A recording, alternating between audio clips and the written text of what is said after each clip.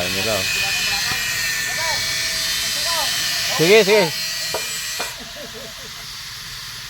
Ang dami namin dito gumagawa. Ito yung pugo ng paglutuan ng pagkain ng mga baboy. Doon yung kulungan sa kabila.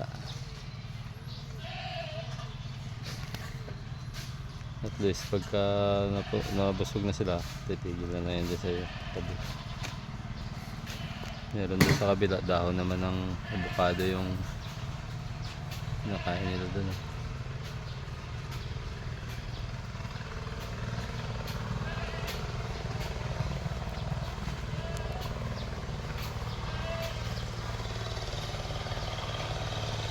Kanya, punta natin yung baka doon. Yung dalawa hindi ko alam saan nakalagay. Yung dalawa nandito yung sa ninabi ko dyan. Ayan, yung isa dyan. Nagyan pa natin ang gamot ulit yung mukha niya. Sugat. Yung kambing doon, linagyan ko rin ang gamot.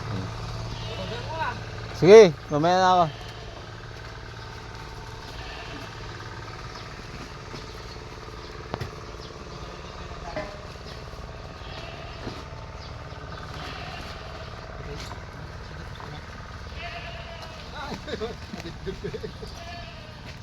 Yan.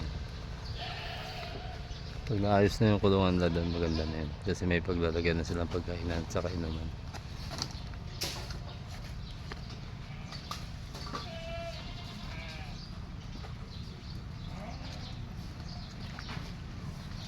Ikot-ikot lang yan dito. Malawak to dito. Ang gaba doon. Kaso mahirap pakawala doon. Just may aso doon sa kabila.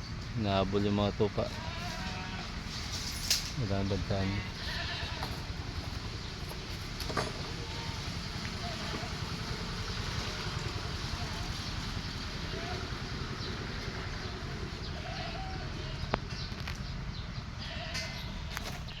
Yan.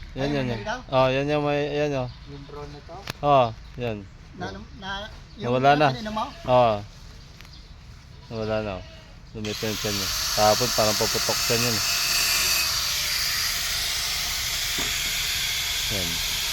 Pinainom ko ng mantika. Pinainom lumit.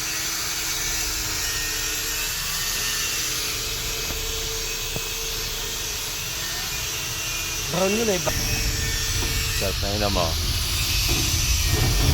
Magkailang views na. Okay. Pagtapos na kumain, may tubig sa tabi nila, di inom na lang sila. Pag siminto ah, ay tumangkin siya man.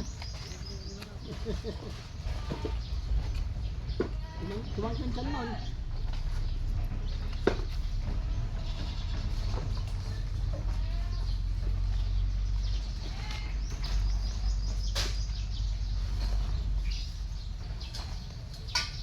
Sorry, problem. Yan, ang problema ng nguya.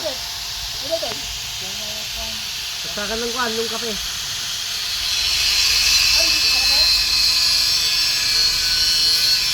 Yan. Pagbalik nila dito, may tubig, inom. Ayan, di ba? May nakalaan na tubig. Napurga na ito eh. Pinurga ko na nung karaan mga to. Lahat. Oo, lahat yan.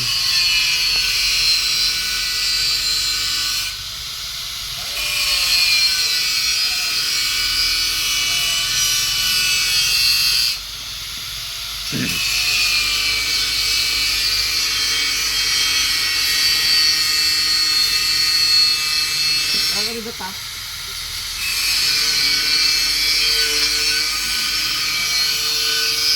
Tagalang magento ka no? Oo ah. Wala kang tiyaga sa pag-aalaga. Wala, hindi obra.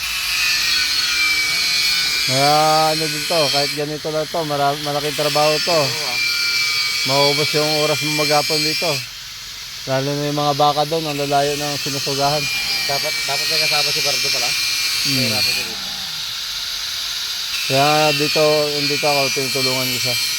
Para kahit pa paano, nabawas-bawasan yung tinatrabaho niya.